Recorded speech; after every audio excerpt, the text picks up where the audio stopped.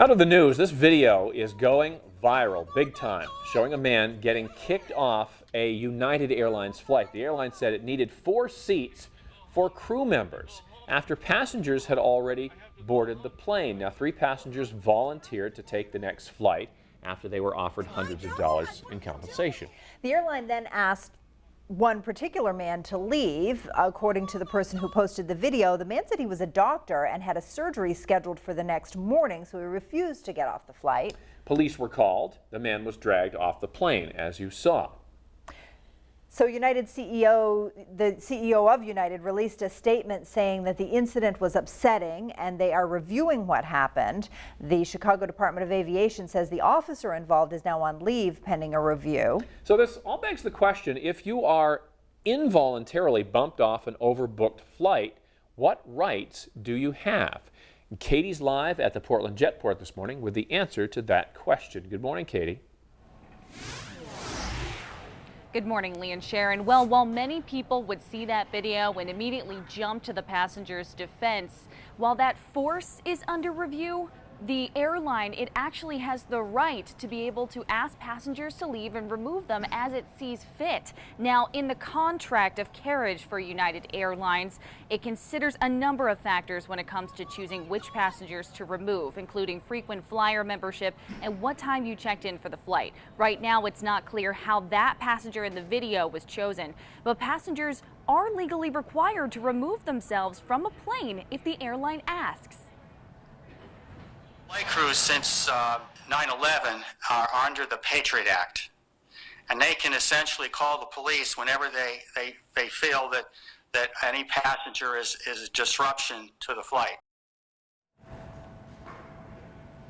So what happens if you are bumped involuntarily from an overbooked flight? Well, you can be compensated for that trouble. According to the U.S. Department of Transportation, the alternative flight assigned to you by the airline, if that arrives at its final destination within an hour of the original time, you don't get anything. However, if it arrives 1 to 2 hours later, you can be compensated up to 200% of that one-way cost. If it arrives 2 or more hours later, you can be compensated up to 400% of that one-way cost. And if you choose not to get on another flight and make your own plan, you can get a refund for your ticket. Now, the Department of Transportation says that all airlines are required to give a copy of those rights to passengers when they are asked to be involuntarily bumped.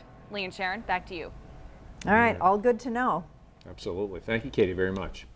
Now the Secretary of State, Rex Tillerson, is making his first diplomatic trip to Russia. Edward Lawrence has more on his trip, which comes after news that Russia knew about a chemical attack in Syria before it happened. Syria at the top of the agenda this morning, with the Secretary of State Rex Tillerson talking to G7 countries and Arab allies in the region. Tillerson heads to Russia after blasting the communist country for their ties to the Syrian president. I think further it is very important that the Russian government consider carefully their continued support of the Assad regime. The Secretary of State clarified the U.S. position on a number of issues at the G7 summit in Italy, which ends today.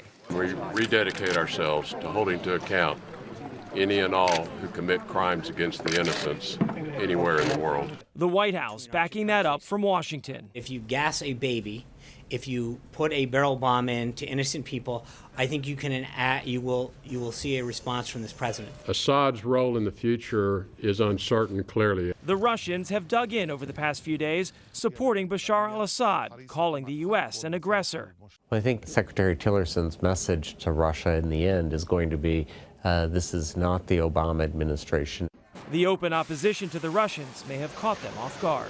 The meeting with the Russian foreign minister happens tomorrow, but the Secretary of State will arrive in Moscow in a few hours. The greeting could be an indication of how the trip will go. Edward Lawrence, NBC News, Washington.